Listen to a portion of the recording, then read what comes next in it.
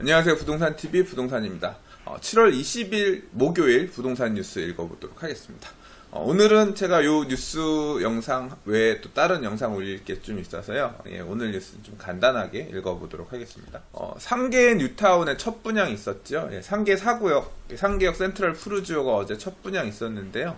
이 노원구 쪽에 재건축 아파트들, 뭐 상계동, 중계동 이런 쪽에 있는 아파트 재건축에 대해서는 그래도 사람들이 좀 감을 잡고 있는데, 상계동에 이렇게 상계역 주변으로 뉴타운 있고 재개발 사업하는 거에 대해서는 잘 모르시는 분들이 많은데요.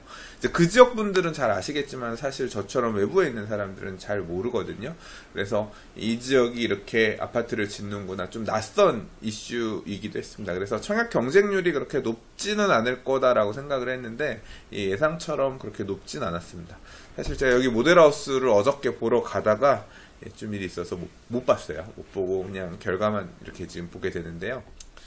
보통은 보면 그렇습니다. 이렇게 주로 이제 아파트들의 어떤 주거 지역들이 형성되어 있는데, 지역 주민들은 이런 식으로 그 지역의 재개발을 통해서 아파트를 지으면 원래 살던 권역이 조금 다르거든요. 그래서 좀 관심이 좀 덜한 편이긴 해요. 그래서 아파트가 있다가 그 동네에 있는 아파트가 재건축해서 새로 아파트를 지으면 막 청약한 그게 있는데, 기존의 아파트 단지에 사시던 분들이 이제 그 주변의 주택가들을 재개발을 해서 아파트를 지어도 잘, 저기랑 우리랑 좀 다른 동네, 약간 좀 그 이질감? 괴리감이 있거든요.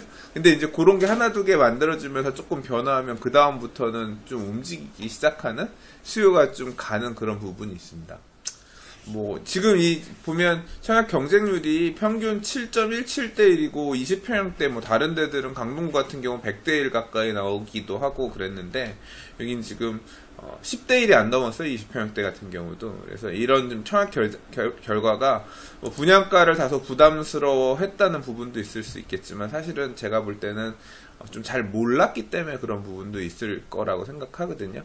근데 이제 상계 뉴타운도 곧 연이어서 이제 계속 분양들 나오고 공급되고 할 거기 때문에, 제 생각엔 상계 뉴타운 쪽을 볼 사람들이었으면 요 상계사 구역이 나쁘지 않은 분양 물량이었을 거라고. 왜냐하면 앞으로 나오는 애들은 이제 이거 기준으로 해서 또 나오니까, 분양가를 책정을 하든 이제 다음 단지들이 나오니까요. 청약 경쟁률이 굉장히 높게 나오면 당첨되신 분들도 와 대박이다, 무조건 계약해야지 이런 생각이 들지만, 좀 애매한 청약 경쟁률 나오면 당첨되신 분들도 고민이 생기죠. 이걸 계약을 해야 되나 말아야 되나, 약간 그런 판단들 좀 드실 것 같아요. 예. 상계 뉴타운에서 첫 분양이고 청약 경쟁률 궁금해서 한번 별도로 뽑아서 읽어봤습니다. 한편으로는 재개발 이렇게 분양하는 단지도 있는 반면에, 이제 재개발 재건축 구역들이 해제되는 구역들이 나오기 시작했습니다. 이번에 보면 이제 노원구 상계 1구역, 여기는 아마 재건축 구역일 것 같아요. 그리고 뭐 오류 1구역, 강북 5구역, 신길 6구역에 정비구역 등 직권 해제안이 원안 가결됐다고 하는데요. 그래서 이제 이 지역들 같은 경우는 구역 해제하고 이제 다른 방식으로 이제 정비를 하는 방향으로 가겠죠. 소위 말하는 도시재생, 뭐 빈집법에서 앞으로 주로 이제 건드릴 뭐 가로주택 정비 사업이라든가, 아니면 주거 환경 관리 사업 같은 방식으로 이제 정비를 해 나가는 모양새가 나오겠죠. 근데 제가 사실 이 기사는 뭐 구역 해제들은 계속 3월 달에도 있었고 있기 때문에, 뭐 그 기사 어디 해제됐다 이걸 읽기보다는 사실 눈길 가는 구역이 하나 있어서요. 어디냐면 신길 6구역.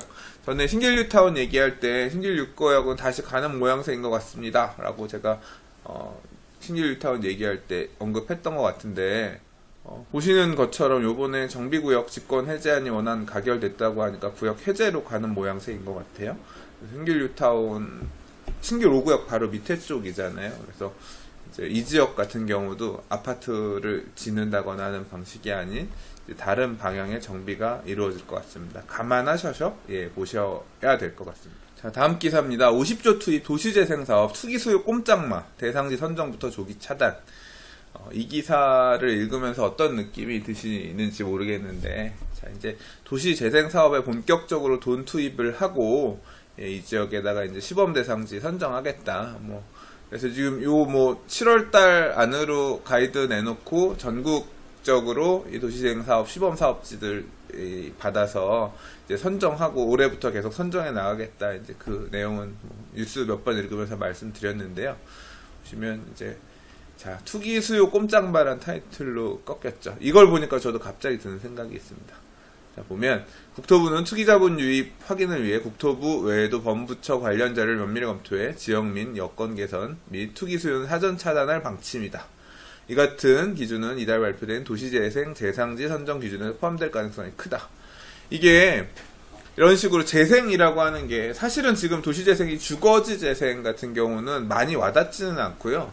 상업지 재생은 굉장히 큽니다. 뭐 여러분들이 익히 알고 있는 뭐 경리단길, 뭐 익선동, 소위 말해서 이 철거해서 건물을 새로 지은 형태가 아니라 그냥 모양새를 약간 살려가면서 핫한 관광지처럼 서울 안의 관광지처럼 상업지라고 하기는 그렇고 근린상가들이 이렇게 테마나 아이템을 가지고 뭐 소위 말하는 막리단길, 뭐 상수동길이라든가 이런 식으로 이렇게 커나가는 상권들이 일종의 어떻게 보면 상업적인 재생이라고 볼 수 있는데 이런 지역들이 가격들이 엄청나게 오르죠. 땅값이 오르잖아요. 아, 여기 뭐 된다. 여기 뭐 개발 어떤 식으로 이런 식으로 상권 만들어진다라고 하면 개발되면서 거기에 투기적 수요들 엄청 많이 가죠. 지금 뭐 요번에 서울로 7017 하면서 그 주변으로 또 뭐 한다고 했더니 중림동길 쪽이나 이런 데에도 집가들 뭐 엄청 올랐고 뭐 가격이 얼마 올랐는데도 물건이 없어서 못 사네 이런 내용들 기사에서 언급되고 했었잖아요.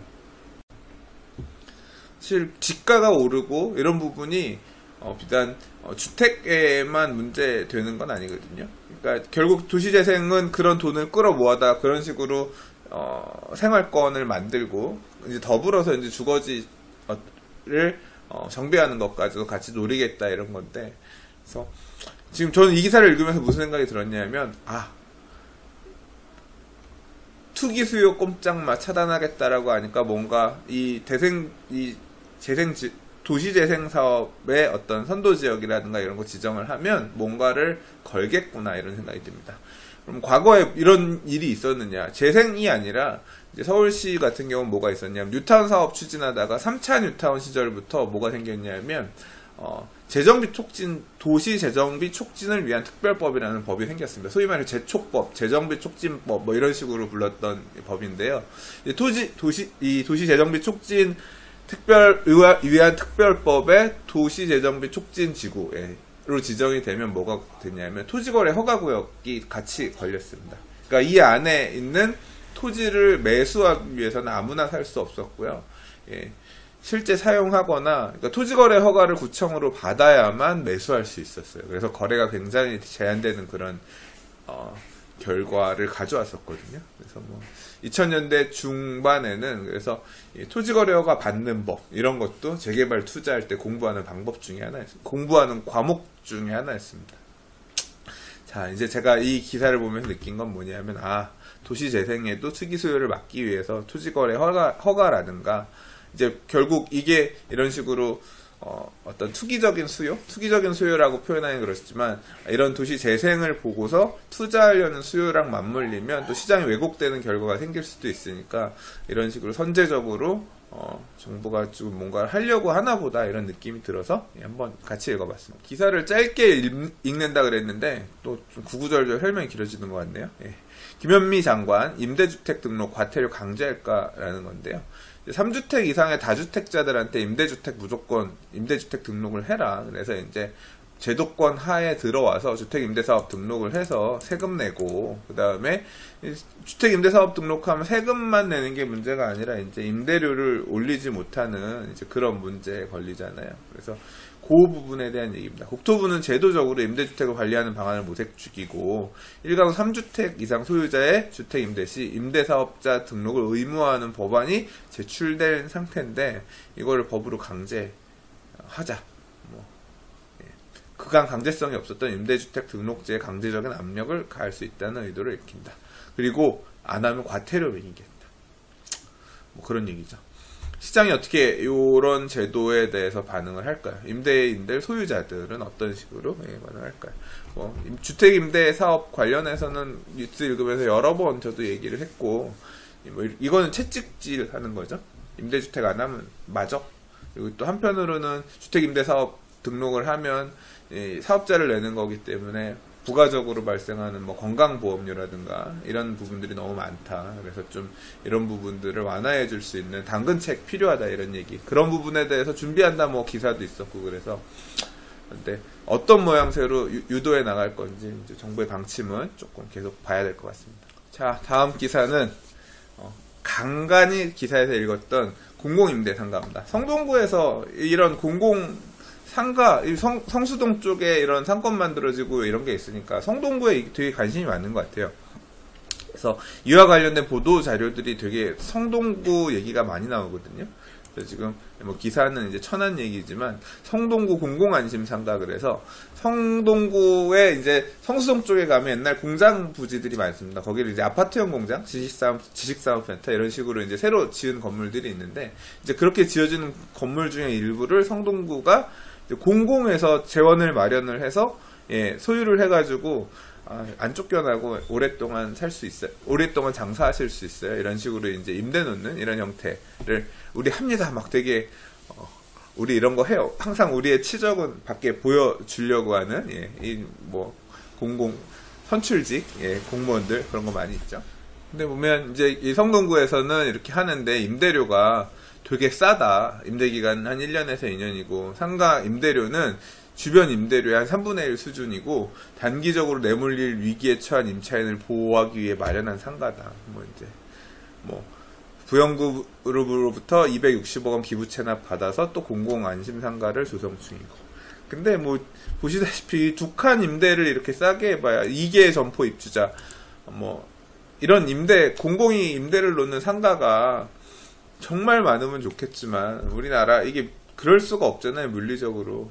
항상 이 제도의 혜택을 보는 일부만 의미가 있는 거죠. 그렇지 않나요? 사실 상가 임대 관련해서는 저도 아픔이 많이 있습니다. 장사가 안 돼서 영업 부진해서 권리금 주고 들어갔던 거, 시설했던 거 이런 거 하나도 당연히 못 받고 나중에 내 돈 내고 에어컨 떼가려고 그 돈 기사 불러서 에어컨 떼갈 때 마지막에 못 하나까지 빼고 나갈 때 그때 진짜 눈물 나더라고요. 뭐 그런 경험도 한 두어 번 있었고요. 그런 경험만 있나 가게를 좀 장사가 안 돼서 가게를 빼고 싶은데 가게가 안 나가니까 계속 월세만 내면서 기다리다가 임대인이 너무 안 됐다고 한 넉 달 정도 임대료만 내니까 그냥 보증금 남은 거 돌려주시고 뭐 그렇게 나간 경험도 있고 제일 참 기억하기 싫은 기억으로는 조금 장사가 될 만한 자리였는데 보증금 3배 올려달라고 월세 2배 올려달라고 딱 1년 지나니까 그래서 그렇게까지는 못 올려드리겠다고 했더니 그러면 나가라고. 그래서 명도소송 당했는데 졌어요.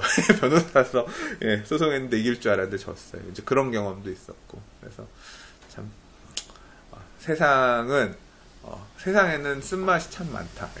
살면서 저도 경험 참 많이 한 사람 중에 하나입니다. 상가 얘기 나와서 그냥 넋두리 한번 해봤습니다. 자, 초과이익 환수 피하자 강남 재건축 선정 본물이라는 기사인데요.